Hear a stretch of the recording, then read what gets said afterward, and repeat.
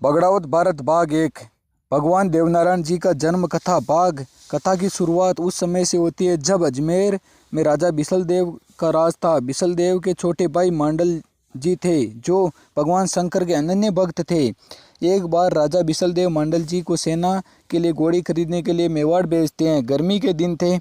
अजमेर से रवाना हुए मांडल जी अभी आधे रास्ते ही पहुंचे थे कि प्यास से उनका गला सूखने लगा। प्यास से परेशान होकर मांडल जी ने एक वट वृक्ष की छाया में डेरा डाला और सैनिकों को पानी लाने का आदेश दिया। काफ़ी समय पश्चात सैनिक निराश होकर लौटे और बताया कि यह कोसों दूर तक पानी को कोई स्रोत नहीं है। उस समय भगवान शंकर ने पनिहारी का रूप धारण किया और मांडल जी की प्यास बुझाई।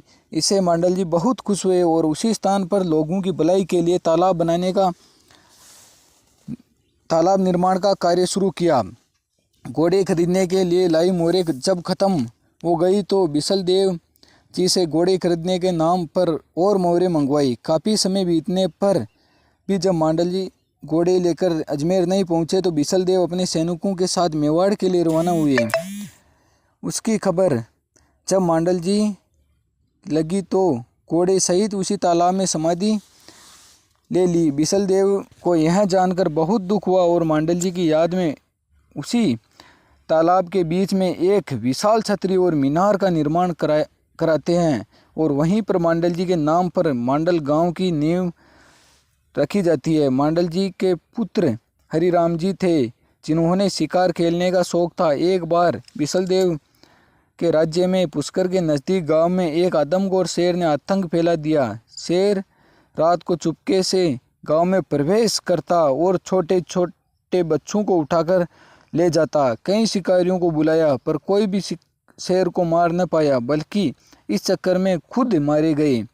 रोजाना बच्चों के गायब होने से दुखी होकर गांव वालों ने तय किया कि शेर को जंगल में ही भोजन के रूप में एक आदमी बेच दिया जाएगा ताकि वह गांव में प्रवेश न करे और ऐसा ही किया जाने लगा। एक बार हरिराम जी शिकार खेलते हुए उस गांव के नज़दीक पहुंचे और सूर्यास्त होने के कारण रात्रि विश्राम वहीं करने का निश्चय किया और रात बिताने के लिए गांव के बाहर की तरफ बनी झोंपड़ी में पहुंचे और वहां मौजूद बुढ़िया से उसकी झोंपड़ी में रात बिताने की अनुमति मांगी।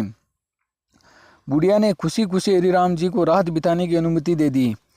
रात को हरिराम जी ने देखा कि बुढ़िया अपने बेटे को बड़े प्यार से खाना खिला रही थी और साथ ही रो रही थी। हरिराम जी ने बुढ़िया से उसके रोने का कारण पूछा। तब बुढ़िया ने हरिराम जी को आदमखोर शेर के बारे में बताया और कहा कि आज उसकी बारी है। एक बेटा पहले ही शेर का भोजन बन चुका है और आज रात दूसरे बेटे की बारी है। यह सुनकर हरिराम जी बुढ़िया को कहते हैं कि माँ, आपने मुझे आश्रय दिया है इसलिए मैं आपका कर्जदार हूँ। मैं आज तेरे बेटे की जगह शेर का भोजन बनने के लिए चला जाता हूँ। यह कहकर हरिराम जी जंगल में शेर की गुफा की ओर जाते हैं और गुफा में कुछ दूरी पर आटे का एक इंसान नुमा पुतला बनाकर खड़ा कर देते हैं और खुद पास की झाड़ी में छुप जाते हैं। जब शेर आटे के पुतले को अपना शिकार समझकर हमला करता है तो हरिराम जी झाड़ी से बाहर आकर तलवार के एक ही वार से शेर की गर्दन अलग कर देते हैं। इसके बाद हरिराम जी शेर का कटा हुआ सिर हाथ में लेकर अपनी खून से सनी तलवार को धोने के लिए पुष्कर घाट की ओर चले जाते हैं। उसी रास्ते में लीला सेवड़ी नामक एक औरत रहती थी जो सुबह सुबह सबसे पहले उठकर पुष्कर घाट पर नहा धोकर वाराह भगवान की पूजा करने के लिए जाती थी। उसने यह प्रण ले रखा था कि वाराह भगवान की पूजा करने के बाद ही किसी इंसान का मुंह देखेगी।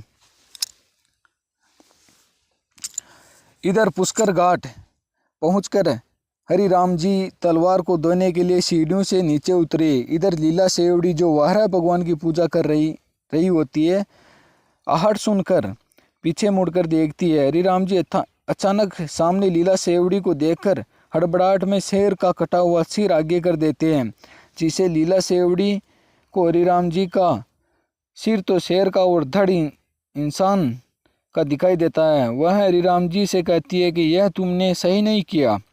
अब मेरे जो संतान होगी वह ऐसी ही होगी जिसका सिर तो शेर का होगा और शरीर आदमी का। अब लीला सेवड़ी कहती है कि आपको मेरे साथ विवाह करना होगा। हरिराम जी सोचते हैं कि ऐसी सती औरत कहाँ मिलेगी और विवाह के लिए तैयार हो जाते हैं। और विवाह के कुछ समय पश्चात हरिराम जी और लीला सेवड़ी के यहाँ एक संतान पैदा होती है जिसका सिर तो शेर का और बाकी शरीर मनुष्य का होता है। पैदा होते ही हरिराम जी उस बच्चे को लेकर एक बाग में बरगद के पेड़ की कोचर में छिपा कर चले आते हैं। दूसरे दिन बाग का माली आता है और देखता है कि बाग तो एकदम हरा भरा हो गया है। यह क्या चमत्कार है। और वह पूरे बाग में घूम फिर कर देखता है तो उसे बरगद की खोल में एक नवजात शिशु के रोने की आवाज़ सुनाई देती है। और बाग का माली दौड़कर बरगद के पेड़ की खोल में से बच्चे को निकालता है। वह यह देखकर दंग रह जाता है कि बच्चे का मुँह शेर का और शरीर इंसान का है। इस अनोखे बच्चे को लेकर माली राजा के पास लेकर जाता है। बच्चे को देखकर हरिराम जी राजा बिसलदेव को सारी बात बता देते हैं। तब उसे बच्चे का लालन पालन का जिम्मा राजा बिसलदेव स्वयं लेने के लिए तैयार हो जाते हैं और उस बच्चे का नाम बाघ राव रख देते हैं। बाघ सिंह की देख रेख के लिए उस बाग में एक ब्राह्मण को नियुक्त कर देते हैं। बाघ सिंह उसी बाग में खेलते कूदते बड़े होते। राजस्थान में प्रथा है कि सावन के महीने में तीज के दिन कुंवारी कन्याएं झूला झूलने के लिए बाग में जाती है। यही जानकर उस दिन बाघ सिंह और ब्राह्मण भी अपने बाग में झूले डालते हैं। बाघ सिंह अपने बाग में झूला झूलने के लिए आई हुई कन्याओं से झूलने के लिए एक शर्त रखते हैं कि झूला झूलना है तो मेरे साथ फेरे लेने होंगे। लड़कियां पहले तो मना कर देती है लेकिन फिर आपस में बात करती है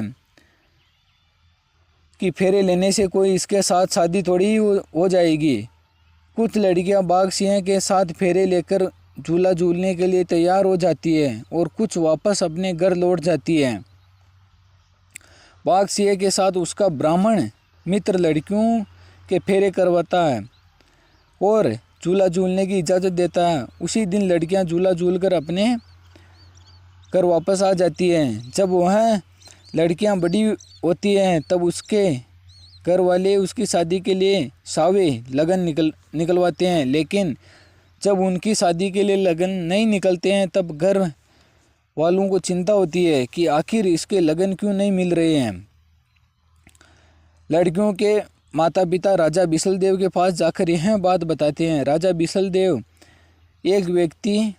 एक युक्ति निकालते हैं और सब लड़कियों को एक जगह एकत्रित करते हैं और उनके पास पहरे पर एक बूढ़ी दाई को बैठा देते हैं और कहते हैं कि यह बहरी है, इससे कुछ सुनाई नहीं देता है। सारी लड़कियां आपस में खुसर पुसर करती है और कहती है कि मैंने कहा था ना कि बाघ सिंह के साथ फेरे नहीं लो और तुम न मानी।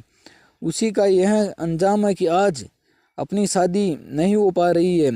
यह बात बूढ़ी औरत सुन लेती है और दूसरे दिन राजा बिसलदेव को सारी बात बताती है। फिर राजा बिसलदेव बाघ सिंह को बुलाते हैं और उन्हें फटकार लगाते हैं। बाघ सिंह कहते हैं कि मैं एक साथ एक बात करूँगा, जो लड़कियों मेरी बात में आ जाएगी उनसे मैं शादी कर लूँगा और बाकी लड़कियों के सावे निकल जाएंगे। बाघ सिंह जब एक बात बरते हैं तो उनकी बाहों में 13 लड़कियां समा जाती है, जिससे बाघ सिंह शादी करने को तैयार हो जाते हैं। 12 लड़कियों से स्वयं शादी कर लेते हैं और एक लड़की अपने ब्राह्मण मित्र को जो फेरे करवाता है उसको दे देता है। उसकी 12 औरतों से बाघ सिंह जी को 24 पुत्र होते हैं। वहीं 24 भाई बगड़ाउत कहलाते हैं।